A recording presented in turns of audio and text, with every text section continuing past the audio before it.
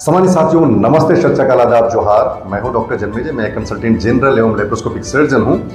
आज जागरूकता के इस कड़ी में हम एक ऐसी समस्या का बात करेंगे जो आपके जनजीवन को, आपके जो डेली लाइफ है, इसको बड़ा बुरी तरीके से प्रभावित करता है। इतना दर्द कराता है कि आप समझ ही नहीं पाते क्या किया जाए।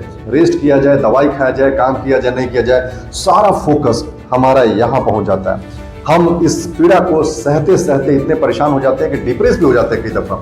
ये क्या है समस्या? जब हम आज बात करेंगे मल द्वार में होने वाली एक दर्दनाक समस्या की, यानी दर्द से भरी हुई समस्या की, जिसे हम फिशर एनीनो कहते हैं। आम भाषा में हम कहें या आम लोगों के बोलचाल की भाषा में हम कहते हैं, इसे हम बोलते हैं दर्दनाक पाइल्स।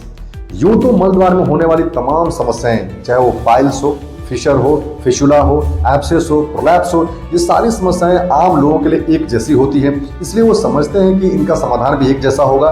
लेकिन यदि हम एक चिकित्सक के जैसे बात करें, एक हम साइंटिफिक व्यक्ति के तौर पर बात करें, तो मल द्वार में होने वाली तमाम समस्याएं जिसका हमने नाम लिया, इन सब के होने के कारण बहुत अलग हैं, एक दूसरे से भिन्न है। इन सब के लक्षण भी अलग अलग हैं, इसलिए इन सब का इलाज या समाधान भी हम कहें तो अलग ही होंगे साथियों। तो चलिए आज विस्तार से हम बताते हैं कि इन सब समस्याओं का समाधान कैसे है, इन सब के जड़ में कारण क्या चीज है, और इन सब का निवारण यानी समाधान यानी प्रॉपर ट्रीटमेंट क्या है साथियों। तो विशेष तौर पर आज हम फोकस करेंगे फिशर एनीनो, जिन्हें हम दर्दनाक पाइल्स की समस्या कहते हैं साथियों। तो ये क्या चीज है? तो ये समस्या शुरू होती है हमारे जीवन शैली में बदलाव होने से, हमारे शरीर का जो फिजियोलॉजी है वो बिगड़ने से, यानी कब्जियत होने से। जी, हम कॉन्स्टिपेशन की बात कर रहे हैं, कब्जियत की। हर दो में से एक व्यक्ति यानी कि आधी आबादी को कब्जियत तो होती ही होती है।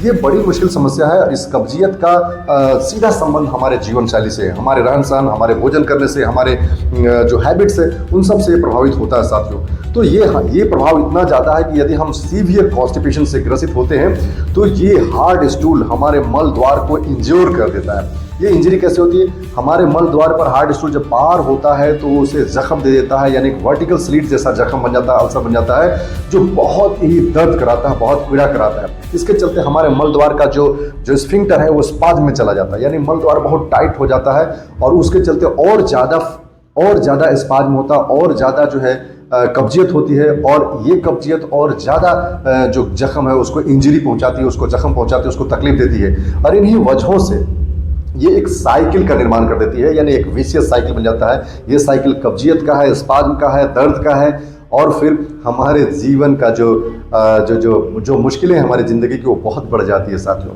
अब बात है कि जब ये हो जाए तो लक्षण इसके क्या होंगे? सबसे ज़्यादा लक्षण है कि हमें बहुत ज़्यादा तेज़ दर्द होती है, विशेष करके स्टूल पास करने के बाद, यानी डेफिकेशन के बाद, मल त्यागने के बाद हमारे मल द्वार में बहुत ज़्यादा तेज जलन, काफ़ी दर्द, और इतना दर्द कई दफ़ा होता है कि हम बर्दाश्त नहीं कर पाते हैं, हम लेट जाते हैं, सारा फोकस हमें यहाँ पर चला जाता है, ब्रेन पे चला जाता है, हम उसी पे केंद्रित हो जाते हैं कि इसका समाधान कैसे होगा साथियों। तो मुख्य वजह है कब्जियत का होना, हमारे जीवन शैली का बिगड़ना। तो इसके वजह से ये फिशर होता है, फिशर एनीनो होता है। इसका इलाज क्या चीज़ है? सिंपल सा बात है कि इलाज के तौर पर हम अपने ज़िंदगी के जो तौर तरीके हैं, हमारी जो आदतें हैं उसको बदलें। हम अपनी आदतों में एक्टिविटी को, व्यायाम को शामिल करें। हम अपने भोज्य पदार्थों में हाई फाइबर डाइट्स, साग हो गया, सब्जियां हो गई, फल पत्तेदार सब्जियां हो गई, इन सबको शामिल करें साथियों। बहुत ज़्यादा मात्रा में पानी हम ग्रहण करें, यानी प्लेंटी ऑफ फ्लूइड हम लें। हम शराब से, स्मोकिंग से हम परहेज करें। माइक्रो प्रोसेस्ड जो आज के डेट में तले भूंजे जो पदार्थ होते हैं, जो पिज़्ज़ा हो गए, बर्गर हो गए, इन तमाम तरह की चीज़ों से हमें छुटकारा लेना चाहिए, यानी कि वो ना कहना चाहिए साथियों। इस तरीके से अपनी ज़िंदगी को बदल सकते हैं और कब्जियत को रोक सकते हैं। कब्जियत रोकने के साथ साथ हम बहुत ज़्यादा मुश्किल रहती है तो स्टूल को सॉफ्ट करने वाली दवाइयाँ, स्टूल सॉफ्टनर बाजार में कई तरह की चीज़ें उपलब्ध हैं, लेकिन हम चाहेंगे कि आप अपने फिजिशियन को दिखा करके ही इन दवाइयों का प्रयोग करें साथियों। यदि बहुत तेज दर्द है तो एनाल्जेसिक का प्रयोग कर सकते हैं। गुनगुने पानी में हम बैठ सकते हैं, जिसे हम सीज बात कहते हैं, इसे भी प्रयोग करके काफ़ी आराम लिया जा सकता है। कुछ एंटीबायोटिक, यदि समस्या बहुत ज़्यादा है तो डॉक्टर के देख रेख में कुछ एंटीबायोटिक का प्रयोग कर सकते हैं। कुछ एंटीसेप्टिक लोशन भी वहाँ हम लगा सकते हैं जो आपको घाव भरने में मदद करता है साथियों। इस प्रकार से आप फिशर जैसी एक गंभीर समस्या जो आपके जिंदगी को अस्त व्यस्त कर दी है, त्रस्त कर दी है, उससे आप छुटकारा पा सकते हैं साथियों। कुल मिलाकर के हमें अपने जिंदगी को ऐसा बनाना है, भाग दौड़ से हमें बचाना है, हमें रश से अपने को बचाना है, टेंशन से बचाना है, तनाव से बचाना है, और खाने पीने में सुधार करनी है, और जरूरत पड़ने पर समय पर अपने चिकित्सक को दिखाना है। तो ये दर्दनाक समस्या जिसे हम कहते हैं कि फिशर एनीनो है, या फिर हम दर्दनाक पाइल्स की समस्या कहते हैं, जिंदगी भर के लिए छुट्टी हो सकती है। यदि इलाज की हम बात करें तो कुछ सर्जिकल ट्रीटमेंट है जिन्हें हम लॉर्ड डायलिटेशन या फिर लेटरल स्फिंक्टरोटोमी कह सकते हैं। ओपन स्फिंक्टरोटोमी है, लेजर स्फिंक्टरोटोमी है या क्षार सूत्रा स्फिंक्टरोटोमी है। ये सारे प्रोसीजर हैं और मैं एक सर्जन के तौर पर इन तमाम प्रोसीजर्स को, ये जो तरीके हैं, इन सबको मैं करता हूँ और ये काफ़ी इफेक्टिव है।